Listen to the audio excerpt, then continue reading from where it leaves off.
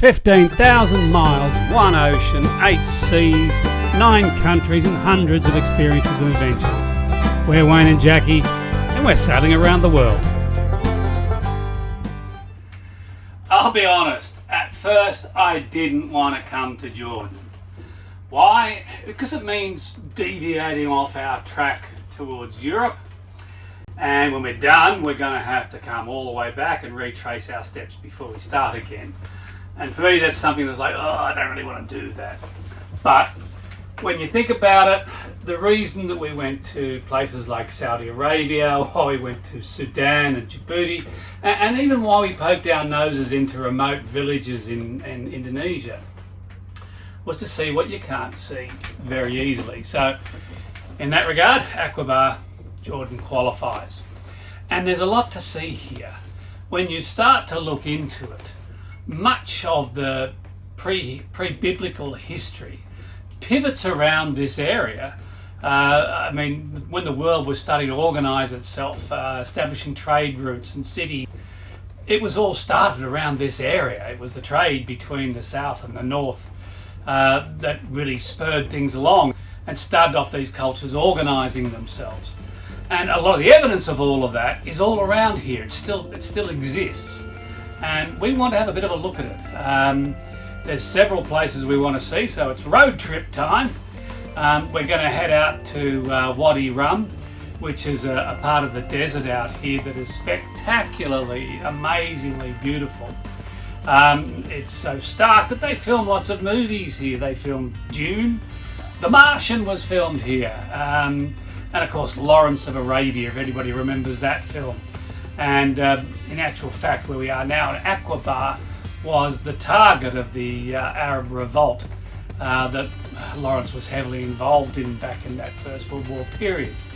And they advanced through Wadi Rum to get there. So going to see all of that, and that's pretty interesting. Also going to head up to Petra, which is a very ancient city. A lot of very interesting things going on there.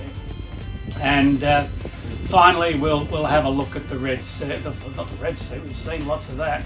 We'll have a look at the Dead Sea and bob around in the really, really salty water, just because it's something you've got to do. Not sure how interesting that'll be, but let's have a look and find out. On the way, we're going to discover the countryside of Jordan. So we're really looking forward to it. We've got our gear ready. You can see here that we've got our nomad or desert nomad sort of headwear getting organised, and we're getting ready to head out to Wadi Rum. So come along, see what it looks like. Enjoy. What am I expecting here? I've never been to a desert. The drive to Wadi Rum is not much more than an hour from Aqaba, and it's in no time we have parked our car and are being taken to our camp by 4-wheel drive.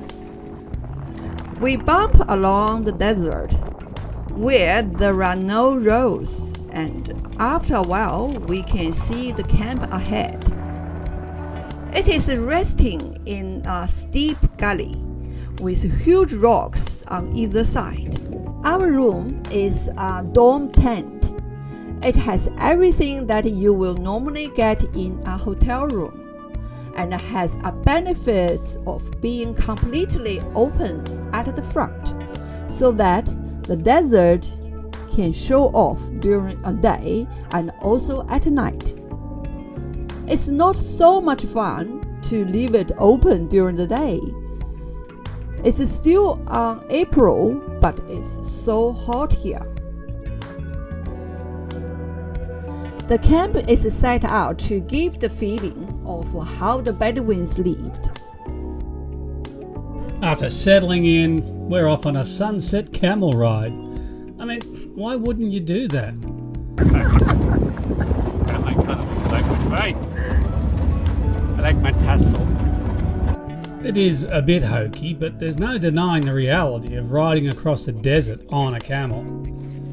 For a moment, I feel like channeling old Lawrence of Arabia. "Oh, prisoners!" But I decide that'll just startle the animals and it'll make me look like an idiot. Not that I need further proof of that fact.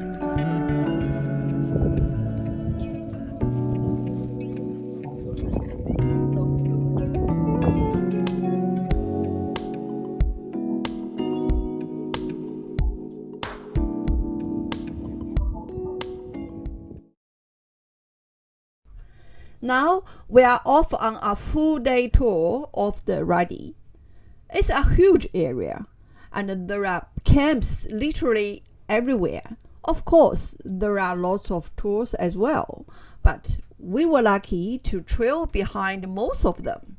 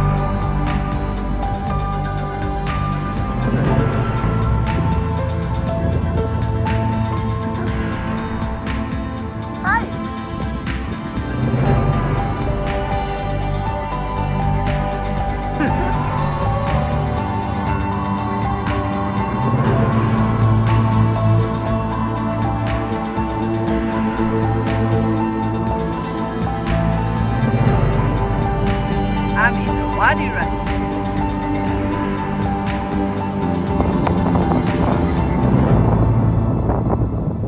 now. Totally intoxicated by the scenery, we left the next morning.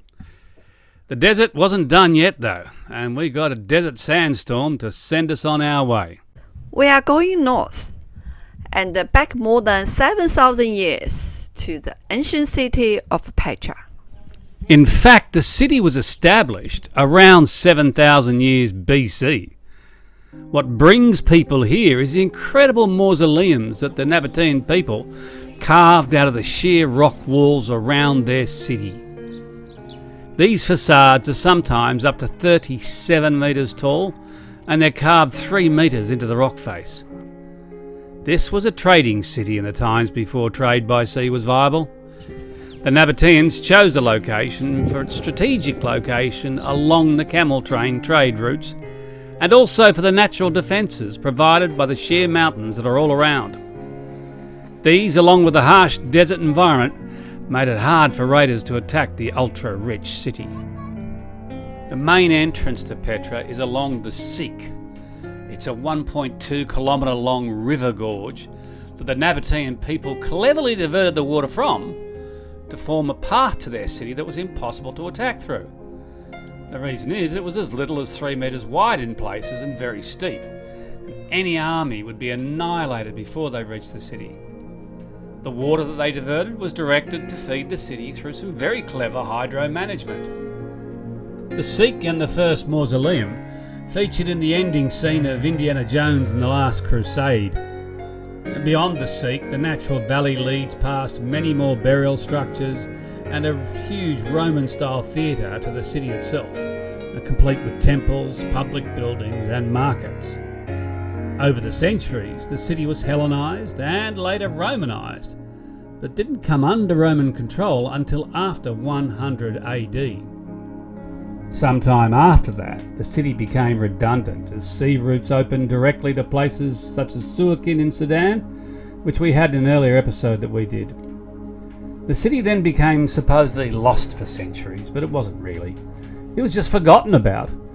Local people still lived here through that whole time, while the great buildings around them slowly crumbled to the ground.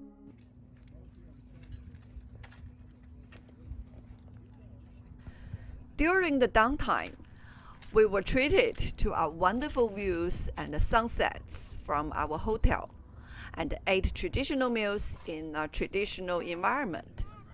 This place has been a real highlight of our adventure so far. How lucky we are to still be able to come to a place like this.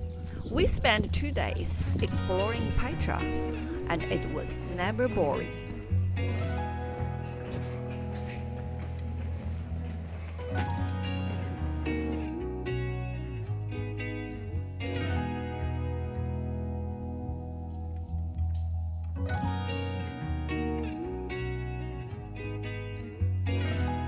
The drive from the high country down to the Dead Sea is a fascinating journey. We're used to Australia. There the land is ancient and all the edges have been worn off over the millennia. Here the mountains leap from the ground and they fairly attack the sky. They're wild and inhospitable, and from the road at least, there are no signs of life. So it's very rugged here. Geologically, it doesn't look old at all. And we just ascended from about, I'd guess, close to 2,000 feet. We're getting close down near the wadi floor now. And it's really been a fascinating... Look, it looks like a quarry behind you all the time. Like someone's digging here. It's a fascinating place. And then right down the wadi floor there's some green grass and some crops. It's amazing.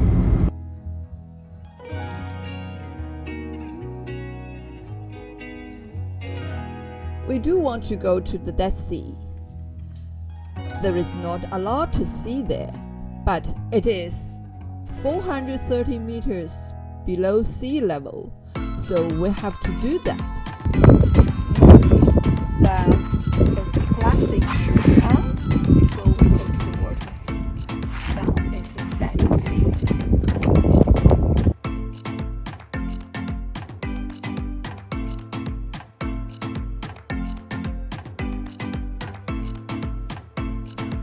On a personal level, the Dead Sea was pretty cool. When you are in the water, you can't even turn over because you are floating so much. They only let you stay in for 10 minutes at a time because the high salt level can be bad for you. After that, you get a mud pack, and when that is washed off, you have 20 years added to your life. I wish. We did manage to drive up to the capital city of Oman for a few hours and to tour some of its historical features. The most interesting was the Cultural Museum, where we learned a lot about the various Bedouin tribes. Their dress is unique to each tribe, and I couldn't help thinking about the Scottish clans and their likewise identification through dress.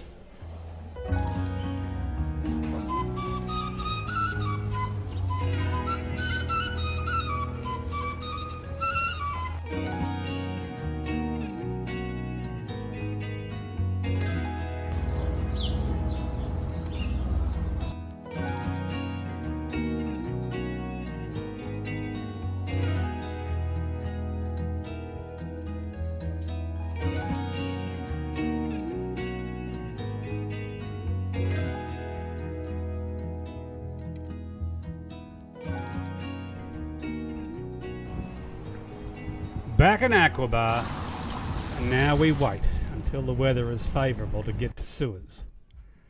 It looks like being at least a week and possibly longer before we can get out of here, so we'll get into some activities. One interesting thing about being here is that you are so close to Israel. In fact, that's the city of Eilat right there. The fenced border between two countries is right next to the marina. And we have to take care not to cross the invisible line in the water when we're entering and departing from the marina. First of all, some snorkeling.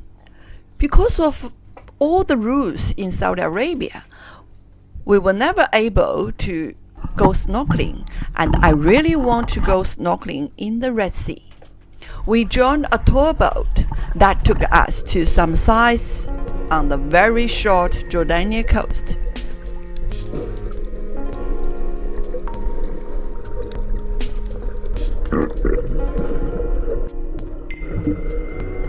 The Jordanians have sunk stuff, like a jetliner and a ship, and there's others, and they're there to create artificial reefs. They're really trying to make the most of this small coastline. It seems to work because there are tour boats everywhere and they're all working full time. The snorkeling was fun, and at this time of the year, it was very cold. Well, we wait for the weather. We take a look around Aqaba. I really like it here.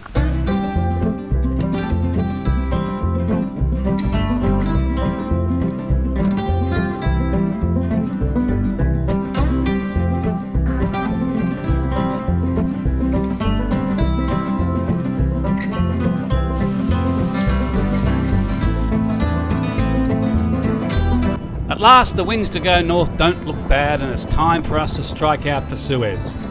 And we say goodbye to Aqaba and Jordan. Wow, we really had a great time here, and I'm so pleased that I didn't take my first instinct and decided to come here after all. It's been a real adventure, and we're very happy to have been here. Thank you.